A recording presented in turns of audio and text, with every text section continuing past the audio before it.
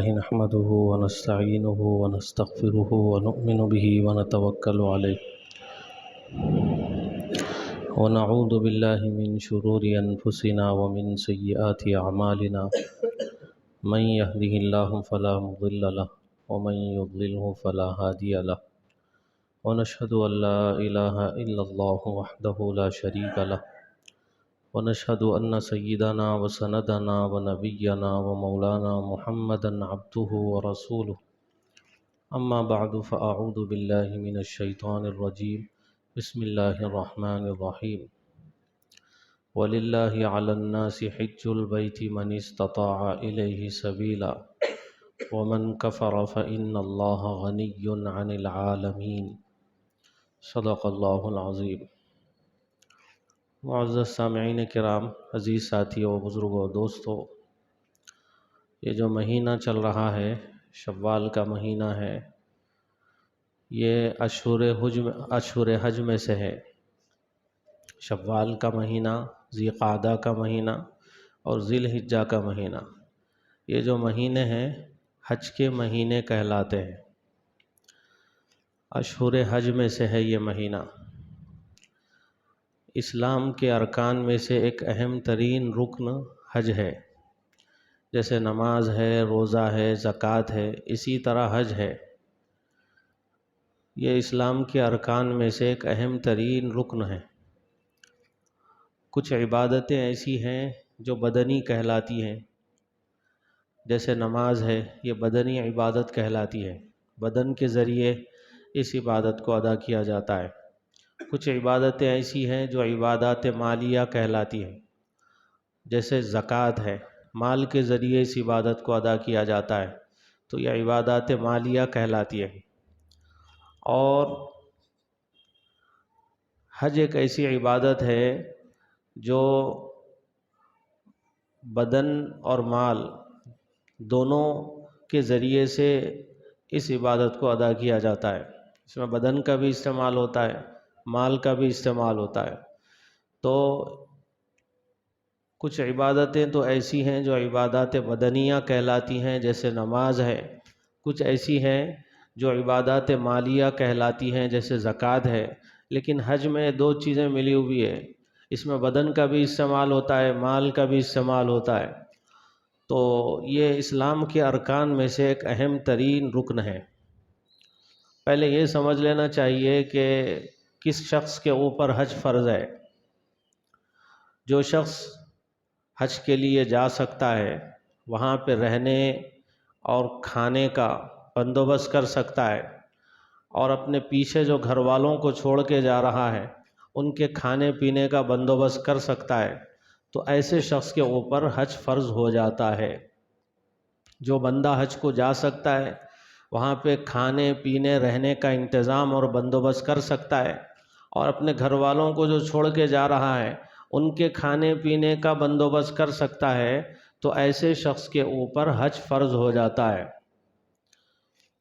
اور حج فرض ہو جانے کے بعد میں بندے کو پوری کوشش اس بات کی کرنی چاہیے کہ جلد از جلد اس فریضے کو ہم ادا کریں، چونکہ اس پر جو فضیلت رکھی گئی ہے، جو ثواب رکھا گیا ہے، وہ یہ ہے، اللہ کے نبی نے ارشاد فرمایا، جو بندہ حج کر کے آتا ہے وہ گناہوں سے ایسا پاک اور صاف ہو جاتا ہے جیسا کہ ابھی ابھی ماں کے پیٹ سے پیدا ہوا ہے۔ جو بندہ حج کر کے آتا ہے وہ گناہوں سے ایسا پاک اور صاف ہو جاتا ہے جیسے ابھی ابھی ماں کے پیٹ سے پیدا ہوا ہے۔ یہ فضیلت ہے حج کی، یہ ثواب ہے حج کا۔ اب اگر کوئی بندہ حج فرض ہو جانے کے بعد میں حج کرنے کے سلسلے میں ٹال مٹول کرتا ہے، تاخیر کرتا ہے، حج نہیں کرتا ہے، اور اس کی موت ہو جاتی ہے، وہ مر جاتا ہے، تو اللہ کے نبی نے ارشاد فرمایا، فلا علیہ ان یموت یہودیا ولا نصرانیا، اللہ کو کوئی پرواہ نہیں اس بات کی کہ وہ یہودی ہو کے مرے یا نصرانی ہو کے مرے۔ یہودیت کی موت ہے، وہ نصرانیت کی موت ہے۔ حج فرض ہو گیا، اس کے باوجود حج ادا کرنے کی فکریں اور کوششیں نہیں کر رہا ہے، اور ایسے ہی مر جاتا ہے۔ اس لیے جس کے اوپر حج فرض ہو گیا اس کو فوری حج ادا کرنے کی کوشش کرنی چاہیے، اور اس فضیلت کو حاصل کرنے کی کوشش کرنی چاہیے کہ حاجی جب آتا ہے تو گناہوں سے ایسا پاک اور صاف ہو جاتا ہے جیسے کہ ابھی ابھی ماں کے پیٹ سے پیدا ہوا ہے۔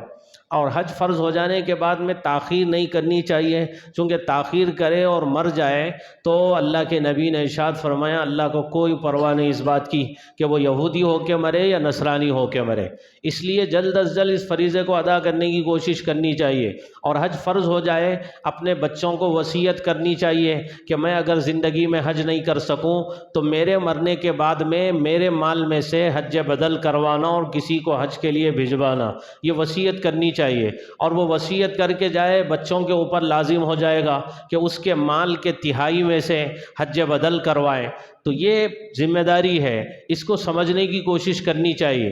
لیکن کتنے لوگ ایسے ہیں جن کے اوپر حج فرض ہو جاتا ہے، ان کو مسئلہ معلوم ہی نہیں ہے، اور حج فرض ہو جانے کے بعد میں حج ادا کرنے کی فکر اور کوشش بھی وہ نہیں کرتے ہیں۔ اور اس سلسلے میں کوشش کرنی چاہیے، لیکن سستی اور لاپرواہی کا ہم مظاہرہ کرتے ہیں۔ بہت سے لوگ ایسے ہیں کہ ان کے اوپر حج فرض ہو جاتا ہے، اب وہ یہ سمجھتے ہیں کہ بھئی حج فرض ہو گیا، سب سے پہلے ہم اپنے بچوں کی شادی کریں گے، اس کے بعد میں حج کے بارے میں سوچیں گے۔ تو یہ بھی بہت بڑی غلط فہمی ہے کہ بھئی سب سے پہلے جب حج فرض ہو گیا آپ کو حج ادا کرنے کی فکر و کوشش کرنی چاہیے۔ بہت سے لوگ ایسا کہتے ہیں کہ بھئی پہلے بچوں کی شادیاں ہو جائیں اس کے بعد ہم حج کے لیے جائیں، پہلے بچیوں کی شادیاں ہو جائیں اس کے بعد ہم حج کے لیے جائیں۔ تو پہلے آپ کو حج کے لیے جانے کی فکر و کوشش کرنی چاہیے، شادی کو بعد میں رکھنا چاہیے، اس کو مؤخر کرنا چاہیے۔ یہ آپ کی ذمہ داری ہے کہ آپ کے اوپر حج فرض ہو گیا، اب آپ کو کوشش کرنی چاہیے کہ بھئی جلد از جلد میں اس فریضے کو ادا کروں۔ تو بچوں کی شادیوں کے بہانے سے یا بچیوں کی شادیوں کے بہانے سے حج میں تاخیر نہیں کرنی چاہیے۔ حالانکہ بہت سے لوگ ایسے ہیں جو اس میں یہ بہانہ بنا کے حج میں تاخیر کرتے ہیں۔ کچھ لوگ ایسے ہوتے ہیں جو یہ کہتے ہیں کہ بھئی پہلے ہم اپنا مکان بنا لیں گے، اپنا گھر بنا لیں گے، اس کے بعد میں حج کے لیے جائیں گے۔ تو یہ بھی بہانہ کوئی شریعت میں قبول نہیں ہے، یہ بہانہ بھی کوئی شرعی عذر نہیں ہے، اور اس کو قبول بھی نہیں کیا جائے گا انسان کی طرف سے کہ بھئی پہلے مکان بن جائے، گھر بن جائے، اس کے بعد ہم حج کے لیے جائیں گے۔ یہ بہانہ کوئی بہانہ نہیں ہے۔ بہت سے لوگ ایسے ہیں، ایک ہمارے ساتھی تھے وہ یہی کہتے تھے کہ بھئی پہلے گھر بناؤں گا ذاتی، اور بہترین گھر بناؤں گا، مکان بناؤں گا، اس کے بعد میں حج کے لیے جاؤں گا۔ ان سے کہا گیا کہ بھئی آپ کے اوپر حج فرض ہے، آپ حج ادا کرنے کی کوشش کیجئے، فکر کیجئے، اور یہ حج کی فضیلت ہے، حج نہیں کرنے پہ یہ وعید ہے، آپ جلد از جلد حج ادا کرنے کی کوشش کیجئے۔ تو انہوں نے مجھ سے کہا کہ بھئی پہلے مکان بناؤں گا، گھر بناؤں گا، اس کے بعد میں حج کے لیے جانے کے لیے سوچوں گا، اور اس کے بعد حج کے لیے جاؤں گا۔ لیکن ایسا ہوا کہ مکان ان کا بنا نہیں اور ان کا انتقال ہو گیا۔ مکان ان کا بنا نہیں، ان کا انتقال ہو گیا۔ کس کی زندگی کب ختم ہونے والی ہے یہ اللہ بہتر جانتے ہیں۔ تو یہ تو فریضہ ہے، اس کو ادا کرنے کے لیے جلد از جلد فکریں اور کوششیں ہونی چاہیے۔ زندگی کا کوئی بھروسہ نہیں، آدمی یہ سوچتا ہے کہ بھئی بچوں کی شادیوں کے بعد میں جاؤں گا، بچیوں کی شادیوں کے بعد میں جاؤں گا، مکان کے بننے کے بعد میں جاؤں گا، گھر کی تعمیر کے بعد میں جاؤں گا، لیکن اس کی نوبت آتی نہیں، اور اس کا آخری وقت آ جاتا ہے، اور اس کا وصال ہو جاتا ہے، اور اس کا انتقال ہو جاتا ہے۔ تو یہ سمجھداری نہیں ہے۔ اور بہت سے لوگ ایسے ہیں جو ایک کوشش کرتے ہیں کہ بھئی ریٹائر ہونے کے بعد میں جائیں گے، بعد میں جائیں گے، بوڑھے ہونے کے بعد میں جائیں گے۔ تو میرے دوستو، یہ جو عبادت ہے جوانی میں کرنے کی عبادت ہے۔ حج جو ہے جوانی میں کرنے کی عبادت ہے، اس میں مشقت ہے، اس میں محنت ہے، اس میں آپ کو چلنا ہے، اس میں آپ کو محنت کرنی ہے۔ اور ایک نوجوان ہی چل سکتا ہے جتنا اس میں چلنا ہے، زندگی میں آپ نہیں چلے ہوں گے اتنا آپ کو چلنا پڑے گا، کبھی آپ سوچے نہیں ہوں گے کہ اتنا بھی چلنا پڑے گا، اتنا آپ کو چلنا پڑے گا۔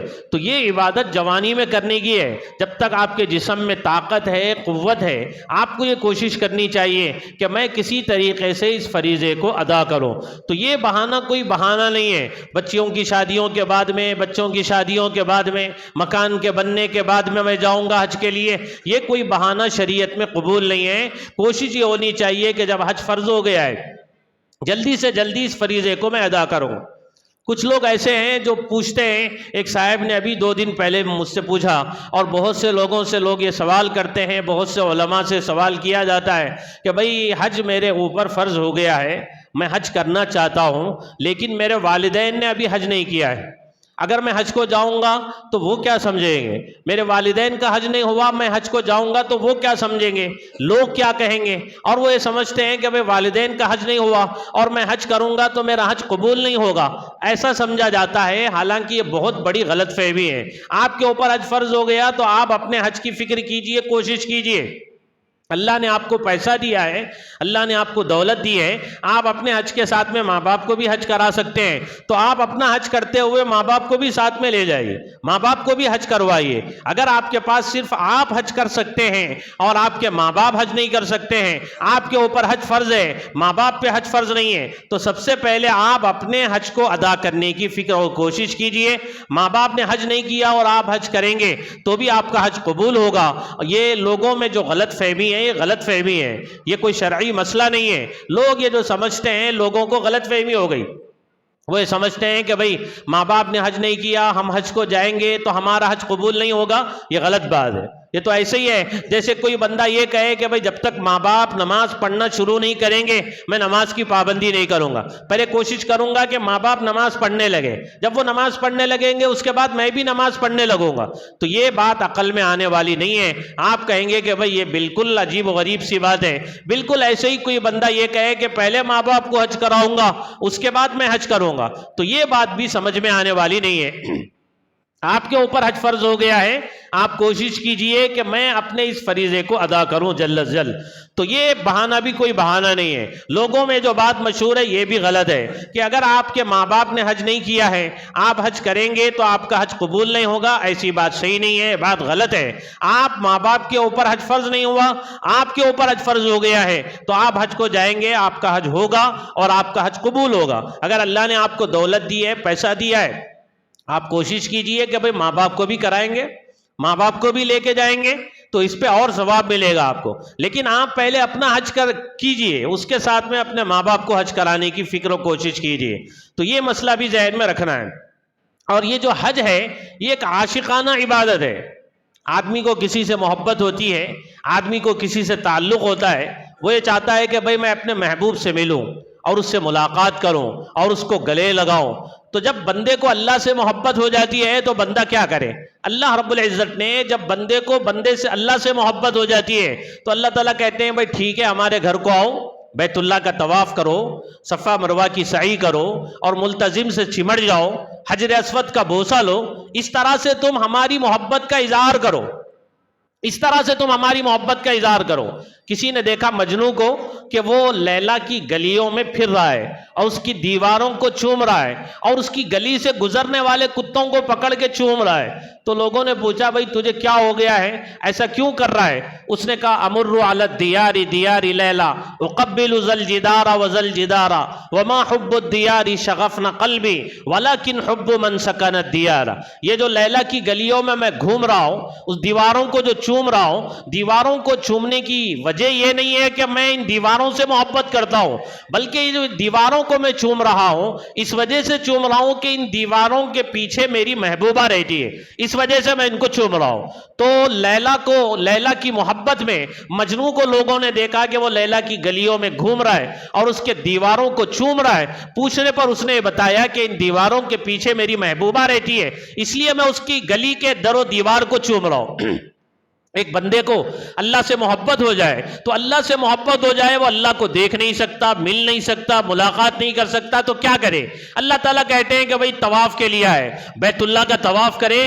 دنیا میں کوئی عبادت ایسی لذیذ اور ایسی مزیدار نہیں ہے۔ اللہ کے نیک بندے اولیاء کرام اللہ والے کہتے ہیں کہ دنیا میں سب سے لذیذ اور مزیدار عبادت اگر کوئی ہے تو اللہ کے گھر کا طواف ہے، کہ ایک اللہ سے محبت کرنے والا بندہ اللہ کی محبت میں دیوانوں کی کعبۃ اللہ کا طواف کر رہا ہے، کعبۃ اللہ کے چکر لگا رہا ہے، یہ اللہ سے محبت کی وجہ سے۔ اور محبت جوش میں آتی ہے، ملتزم سے چمڑ جاتا ہے، اور محبت جوش میں آتی ہے، حجر اسود کو چومنے لگتا ہے، حجر اسود کے بوسے لیتا ہے اور دیوانوں کی طرح کبھی صفا پہ کبھی مروہ پہ صفا مروہ کی سعی کر رہا ہے۔ تو یہ جتنے حج کے مناسک ہیں اور جتنے حج کے ارکان ہیں، شروع سے اخیر تک اس کو دیکھیں گے تو کوئی بھی بات ایسی نہیں ہے جو بندے کے عقل میں آئے۔ شروع سے آخر تک کوئی بھی آپ دیکھیں گے کوئی بھی بات ایسی نہیں جو عقل میں آئے، بس اللہ کا حکم ہے کرنا ہے۔ اس سے ایک بات یہ سمجھ میں آتی ہے، دین اللہ کے حکم پہ چلنے کا نام ہے، دین خواہش کو پورا کرنے کا نام نہیں، دین اللہ اس کے رسول کی ماننے کا نام ہے۔ تو یہ حج ہم کو سبق دیتا ہے۔ آپ شروع سے دیکھیے، بندہ احرام کی چادریں پہن لیتا ہے، 2 چادر۔ آپ فقیر کو دیکھیں گے، غریب کو دیکھیں گے، امیر کو دیکھیں گے، بادشاہ کو دیکھیں گے، مالدار کو دیکھیں گے، سب اسی 2 چادروں میں ملبوس ہے۔ 2 چادر کو پہنے ہوئے، تلبیہ پڑھتے ہوئے، تلبیہ جیسے ہی اس نے احرام باندھ لیا اور نیت کر لی، تلبیہ شروع کر دیا، بہت سی چیزیں اس کے اوپر اب حرام ہو جاتی ہے۔ اب وہ سلا ہوا کپڑا نہیں پہن سکتا، ناخن نہیں کاٹ سکتا، بال نہیں کاٹ سکتا، خوشبو نہیں لگا سکتا، اور موزے نہیں پہن سکتا، جوتے نہیں پہن سکتا۔ اب احرام کے بعد میں چیزیں ساری اس کے اوپر اپنے اوپر یہ ساری چیزوں کو حرام کر لیتا ہے۔ اس کے بعد میں تلبیہ پڑھتا ہے، لبیک لبیک اللہم لبیک، میں حاضر ہوں اے اللہ میں حاضر ہوں کہتے ہوئے دیوانوں کی طرح بکھرے ہوئے بال ہیں، عجیب و غریب حالت میں وہ نکل رہا ہے۔ یہ جو حاضر ہوں کی صدا لگا رہا ہے کہ اللہ میں حاضر ہوں، اے اللہ میں حاضر ہوں۔ جس وقت حضرت ابراہیم علیہ السلام نے کعبۃ اللہ کی تعمیر کی، اللہ تعالیٰ نے حضرت ابراہیم علیہ السلام کہ حضرت ابراہیم علیہ السلام سے اللہ تعالیٰ یہ کہہ رہے ہیں، لوگوں میں اعلان کرو بیت اللہ تعمیر ہو گیا، اللہ کا گھر تعمیر ہو گیا، اے لوگوں اللہ کے گھر کی عبادت کے لیے آؤ، بیت اللہ کے حج کے لیے آؤ، بیت اللہ کے طواف کے لیے آؤ۔ حضرت ابراہیم علیہ السلام نے آواز لگائی، اب اس آواز کے جواب میں حاجی لبیک کہتے ہوئے نکلتا ہے کہ اللہ میں حاضر ہوں، اے اللہ میں حاضر ہوں۔ اللہ تعالیٰ نے اپنے بندے حضرت ابراہیم علیہ السلام کے ذریعے آواز لگائی کہ میرے گھر کو آؤ، اور بندہ جواب دے رہا ہے کہ اللہ میں آپ کے گھر کو آ رہا ہوں اور آپ کے گھر کی حاضری دے رہا ہوں۔ اب دیوانہ وار وہ لبیک کہتے ہوئے، تلبیہ پڑھتے ہوئے اب نکل رہا ہے۔ تو اس نے احرام کی چادریں باندھی ہوئی ہے، اب جو اللہ کا حکم ہے اس کے اوپر اس کو عمل کرنا ہے، عقلی گھوڑے وہاں پہ دوڑانے کا نہیں ہے۔ اب وہ حرم میں ہے، ایک نماز پڑھتا ہے، ایک نماز کا ثواب 1 لاکھ کے برابر ملتا ہے۔ حرم کی ایک نیکی 1 لاکھ کے برابر ثواب رکھتی ہے۔ اب اس کو 8 ذی الحجہ کو حکم مل رہا ہے کہ بھائی حرم کو خالی کر دو، حرم کو چھوڑ دو، اب مینا کی طرف چلو۔ اب اگر کوئی سمجھدار بندہ یہ کہے کہ مینا جا کے میں کیا کروں، یہاں پہ رہوں گا حرم میں، ایک نیکی 1 لاکھ کے برابر ثواب رکھتی ہے، ایک نماز 1 لاکھ کے برابر ثواب رکھتی ہے۔ میں اپنے گھر میں رہ کے پوری رات پورا دن پڑھتا رہوں، 1 لاکھ نمازیں نہیں پڑھ سکتا، لہٰذا میں یہیں پہ رہوں گا، نمازیں پڑھوں گا، نوافل صدقہ اور خیرات کروں گا۔ یہ سوچ کے اگر کوئی بندہ حرم میں رہ جاتا ہے تو حرم پہ رہنے پہ ثواب ملنا تو دور کی بات ہے، اس کو الٹا گناہ ہوگا۔ بھئی اللہ کا حکم ہے مینا کو جانے کا، اب تجھے مینا جانا ہے، اب یہاں پہ بیٹھے گا، اپنے عقل سے فیصلہ کر کے کہے گا کہ بھئی یہاں پہ رہیں گے، ایک نیکی 1 لاکھ کے برابر ثواب ہے، عبادتوں کا ثواب یہاں پہ بڑھ جاتا ہے، یہ حرم ہے، یہاں اللہ کا گھر ہے، میں یہاں پہ رہوں گا۔ یہ سوچ کے اگر کوئی بندہ وہاں پہ رکے گا، ثواب ملنا تو دور کی بات ہے، الٹا اس کو گناہ ہوگا۔ اس کے بعد میں مینا سے اس کو جانا ہے، عرفات کو جانا ہے، وہاں پہ ظہر اور عصر کو ایک ساتھ پڑھنا ہے، پھر مزدلفہ جانا ہے، مغرب اور عشاء کو ایک ساتھ پڑھنا ہے۔ مغرب کا وقت ہو جاتا ہے، عام دنوں میں جیسے ہی سورج غروب ہو جائے، مغرب کا وقت ہو جائے، فوری مغرب کی نماز پڑھنا ہے، اس میں تاخیر کرنا نہیں ہے۔ لیکن یہاں پہ مزدلفہ کو جا رہا ہے، مغرب کا وقت ہو گیا ہے، مغرب کا وقت ہونے کے بعد میں اللہ کا حکم ہے کہ نہیں اب نماز پڑھنا نہیں ہے۔ عام دنوں میں جیسے ہی مغرب کا وقت ہو جائے نماز پڑھنا ہے، اب یہاں پہ حکم ہے کہ نہیں نماز نہیں، یہاں نہیں، وہاں جا کے پڑھنا ہے۔ اب جاؤ مزدلفہ جاؤ، مغرب کا وقت ہو گیا تو بھی نماز نہ پڑھو، مغرب عشاء کو ایک ساتھ ملا کے پڑھو۔ اللہ کا حکم ہے، شروع سے آخر تک دیکھیں گے۔ پھر اس کے بعد میں شیطان کو کنکریاں مارنے والا جو عمل ہے، سمجھداروں کو آپ دیکھیں گے، پڑھے لکھوں کو آپ دیکھیں گے، جاہلوں کو دیکھیں گے، اچھا خاصا علم رکھنے والوں کو دیکھیں گے، سب کنکریاں چن رہے ہیں اور سب شیطان کو کنکریاں مار رہے ہیں۔ وہاں شیطان تو دکھائی نہیں دے رہا ہے، سب شیطان کو کنکریاں مار رہے ہیں۔ اللہ کا حکم ہے۔ اب عقل سے آپ سوچیں گے تو یہ چیز آپ کو سمجھ میں نہیں آئے گی، لیکن یہ جو حج کے مناسک ہے یہ بتاتے ہیں کہ دین خواہش کو پورا کرنے کا نام نہیں ہے، دین اللہ اس کے رسول کی ماننے کا نام ہے۔ اللہ کا حکم ہے کہ بھائی حرم میں رہو تو حرم میں رہنا ہے، اللہ کہہ رہے ہیں کہ عرفات میں مینا جاؤ تو مینا جانا ہے، اللہ کہہ رہے ہیں عرفات جاؤ تو عرفات جانا ہے، اللہ کہتے ہیں کہ بھائی مزدلفہ جاؤ، آپ کو مزدلفہ جانا ہے۔ جو حکم اللہ کی طرف سے مل رہا ہے اس حکم پر عمل عمل کرنے کا نام دین ہے. شیطان کو کنکریاں ماننے کو کہا جا رہا ہے. شیطان کو کنکریاں ماننا یہی دین ہے, چاہے سمجھ میں آئے یا سمجھ میں نہ آئے. تو دین اللہ کے حکم کو پورا کرنے کا نام ہے, تو اس کو سمجھنا چاہیے. تو جو بندہ حج کو جا سکتا ہے, وہاں پہ رہنے کھانے کا خرچہ اٹھا سکتا ہے, اور اپنے گھر والوں کو جو چھوڑ کے جا رہا ہے ان کے کھانے پینے کا بندوبست کر کے جا سکتا ہے, تو ایسے بندے کے اوپر حج فرض ہے. ایسے بندے کو چاہیے کہ وہ حج کو ادا کرنے کی فکر و کوشش کرے. اور اس کا ثواب کیا ہے؟ اللہ کے نبی نے ارشاد فرمایا, بندہ حج سے آتا ہے گناہوں سے ایسا پاک اور صاف ہو جاتا ہے جیسے کہ ابھی ابھی ماں کے پیٹ سے پیدا ہوا ہے, اور حج فرض ہو جانے کے بعد میں حج نہیں کرتا ہے, تو اس کا جو وبال اور اس کا جو گناہ ہے وہ بھی اللہ کے نبی نے بیان فرمایا. اللہ کو کوئی پرواہ نہیں اس بات کی کہ وہ یہودی ہو کے مرے یا نصرانی ہو کے مرے. اتنی بڑی وعید ہے. تو جن لوگوں کے اوپر حج فرض ہو گیا ہے وہ کوشش کریں کہ بھئی جلد از جلد ہم اس فریضے کو ادا کرنے کی کوشش کریں گے, اور اس میں تاخیر نہیں کریں گے. بچوں کی شادی, بچیوں کی شادی, مکان کو بنا لیں گے, گھر کو بنا لیں گے, پہلے ماں باپ کو حج کرائیں گے. یہ عذر کوئی شرعی عذر نہیں ہے. آپ کے اوپر حج فرض ہو گیا, آپ اس فریضے کو ادا کرنے کی جلد از جلد کوشش کیجئے, اس ثواب کو حاصل کرنے کی جلد از جلد کوشش کیجئے. اگر نہیں کریں گے تو اس وعید کے ہم مستحق ہوں گے. اللہ تعالی ہم سب کو اس کی توفیق عطا فرمائے. آمین. وآخر دعوانا الحمدللہ رب العالمین. سنتیں پڑھ لیجیے.